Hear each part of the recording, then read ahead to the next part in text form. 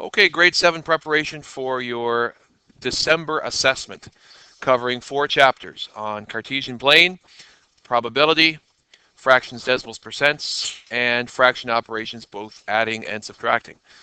So the 9 for here covers all of those outcomes. So pay attention as we go through these questions. If you want to just press pause and jot some notes down, you can. But these questions are all of the different types of questions you should be able to answer by the end of December. Your first question gives you a Cartesian plane with 4 quadrants. And it asks you to name the 5 points. So the first one we're going to name, I'm going to take my green marker here, is your A point. Now remember, for A, the first thing you want to do is you want to list your X coordinate. Now for this X coordinate, usually what we say is what point is that above or below on the X axis. In this case, it's not above or below any point on the X axis. It's actually on the X axis. So when we define the X coordinate, we are going to call it -2, because this would be -1, this would be -2, and this would be -3. So as an X coordinate, it is -2. Then when we look at our Y axis right here, what point is that left or right of? Well, it's actually right of this, or left of this point, which is 0 on the y-axis. So that point A is listed at -2, 0.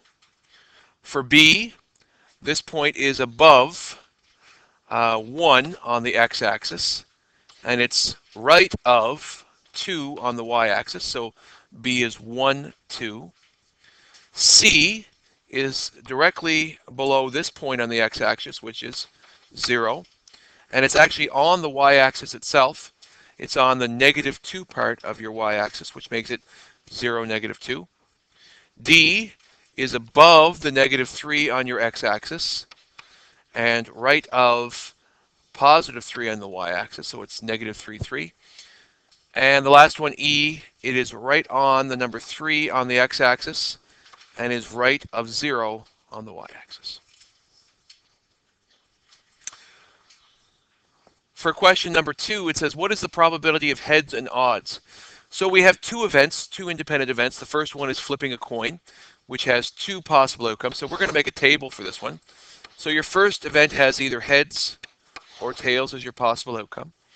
And your spinner is your second event, which has 3 possible outcomes of either 1, 2, or 3. And when we draw this, so we have 6 possible outcomes. And we can see them all here. These are all of the possible outcomes with those coins. So in this case, we have 6 possible outcomes. Now, how many of them are heads on the coin and an odd number on the spinner? Well, this is heads and odd because it's a heads 1. And this is heads odd because it's heads 3. So of the 6 possible outcomes, 2 of them are your favorable outcomes, or what we're looking for. So favorable outcomes divided by possible outcomes equals your probability as a percent, or as a, you can change it into a fraction, decimal, or percent. So because that is the probability, I want to actually look at it in lowest terms. And once I see that 2/6 in lowest terms is 1/3, then I know what that is as a decimal, and I should know what that is as a percentage. Because 1/3 is 0.3 repeating, which means it's 33.3 repeating percent.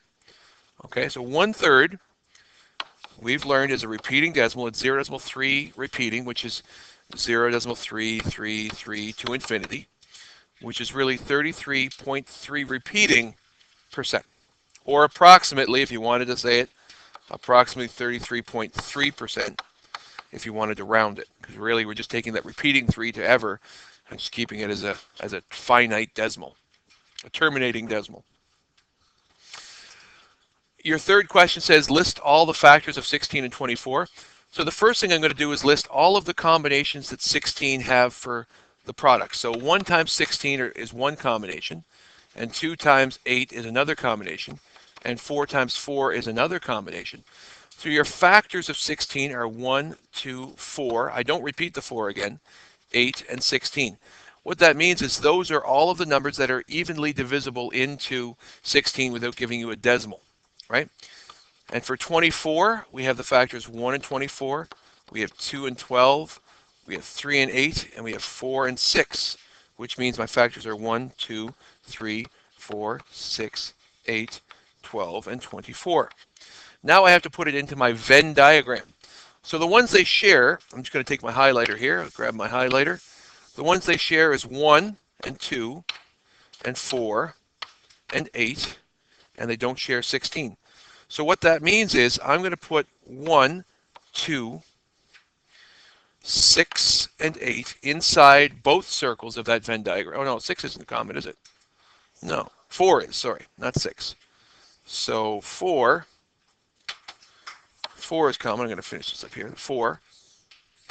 And the ones that aren't common are 16 is the only one that's not common over here, and 3, 4, 12, and 18. So your Venn diagram should look something like this when it's completed. Oh, and 24, sorry, not 18, 24. Oops. 24. Question number 4 asks you to find the percentages of these numbers. Now, you should be able to do these two ways. You should be able to do them with a calculator, and you should be able to do them mentally. I'm going to do them both ways. The first way is to think of them with a calculator. So 15% is really 15 hundredths, which as a decimal is 15 hundredths of is multiplication, and 60. So if I was rethinking that question as a calculator, I could think of it as being decimal 1.5, right? Decimal 1.5, or 15% of $60 is $9. Okay. Now, if I was to think of that mentally, I know that 10%, I have to move my decimal one spot over. So in this case, I'd move it over here. So 10% is $6. 5% is half of 10%, which would make it $3. And therefore, if I add them together, 5% plus 10% is 15%, and 15% would be $9. Same answer as I got with a calculator. For 20%, 20% is 20 over 100, or 2 over 10 in not lowest terms, but as a lower fraction, which means it's 2/10 of $44. Take my calculator. 20% of $44 is $8.8, which we know is $8.80. Now mentally, 10% is, move your decimal one spot over again, you get $4.40. So therefore, if I double that, 20% would be $8.80, doubling 10%. Same answer as I got with a calculator. And finally, your last question, 55%. With a calculator, 55% is 55 hundredths, which is 55 hundredths of 120. 55% of 120.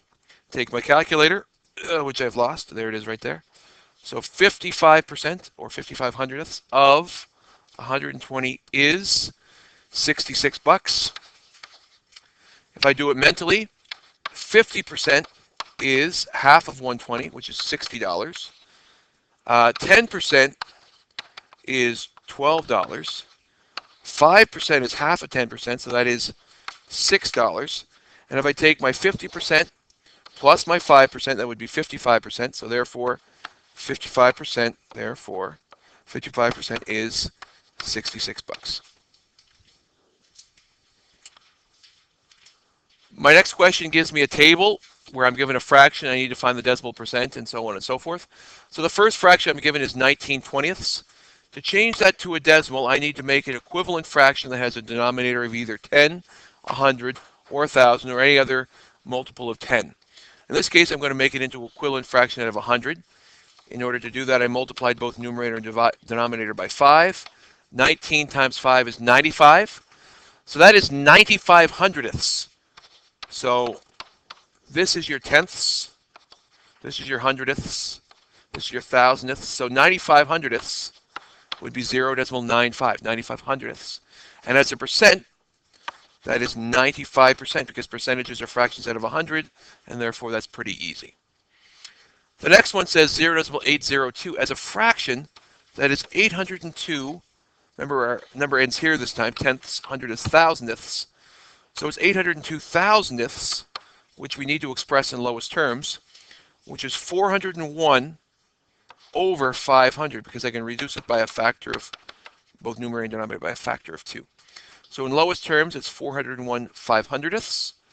And as a percentage, Since 802 thousandths is not a percent, I can make it into an equivalent fraction out of 100 by dividing my denominator by 10. If I divide 802 by 10, I move my decimal place over one spot, which would make it this, and therefore, as a percentage, it would be 80.2%. Now, 33.3 repeating percent, there is no way to really think of that as a decimal or as a fraction, because we should know that 33.3 repeating percent is 1/3 as a fraction, and as a decimal is 0.3 repeating. That's one of those early repeating decimals that we learned. For the next question, we're given two pictures. We have to interpret what it says. It really says 1/3 plus 4/5. When you add fractions, they need to be in the same size piece.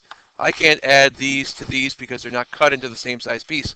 But if I think of them as being 15ths, I would have that in 15ths.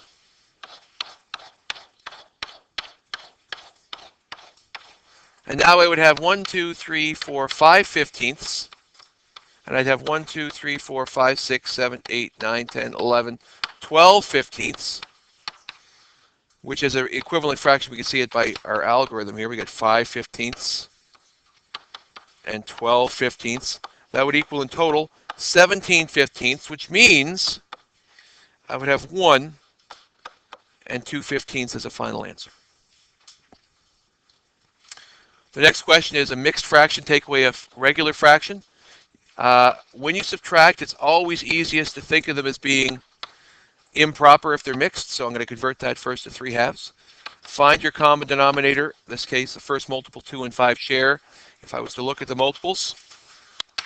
So once we have our common denominator of 10, we have to make two equivalent fractions. So I'm going to multiply both numerator and denominator by 5 to create this equivalent fraction to 1/2, which is represented as 15/10.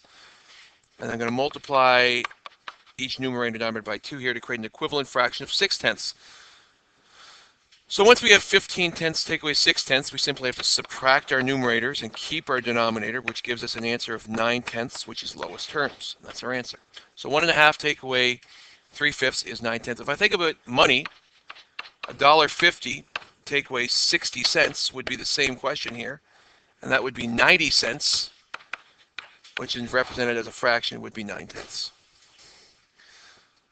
The next one, we have 2 1/4 plus 1 7/10. Again, if I was taking money, I could really interpret this question as being $2.25 plus $1.70 if I really wanted to think of it as decimals. But we're asked to use it as fractions. So what I'm going to do here is anytime I have mixed fractions, I want to think of them as improper. So I'm going to rewrite that whole question as being the improper version. And then I'm going to think, what multiple do 4 and 10 share? Well, the first multiple 4 and 10 share, if I was to write them out, would be the number 20, which means it's the lowest common denominator we can use between the two. So I can create an equivalent fraction with 9/4 as being 45/20, and I can create an equivalent fraction to 17/10 as being 34/20. When I add the numerators and keep the denominator, I would have 79/20, which is almost 4. It's actually 3, which would be 60, and 19/20 as my fractional part. So the answer is 3 and 19/20. And the last question, which was a little bit tricky, you're asked to subtract the first two and then add an eighth to the answer. So it's an order of operations question. So the first thing I'm going to do is I'm going to subtract these two. And then I'm going to find my common denominator. So I changed them both to mixed fractions. Find my common denominator. Multiply it by 3 to create an equivalent fraction of 48/15 is equal to 6/5, which is equal to 3 1/5. Over here, multiply both by 5 to get 25/15. When I subtract the numerators and keep the denominator, I get 23/15. I'm not going to change that to mix. I'm going to keep it as that because I have one last thing to do, because now I have to add on 1/8 to that question. So now we have a tricky little question here where we have a denominator of 15 and a denominator of 8. The first common multiple they share, I told you in class, was 120, right? Because It's a kind of a tricky one. You have to write it out for a while. So if you know that it's 15 times 8 is 120, then I'd multiply this by it to get 160 plus 24 is 184. Over here, I'd multiply it by 15 to create my equivalent fraction. That would be this. Now that you have that, you would add your numerators to get 199 over 120, which as in mixed fraction would be 1, and 79 120ths. And that is lowest terms because 79 is a prime number. It only has 1 and 79 that are factors, and 120 does not have 79 as a factor, so it is lowest terms.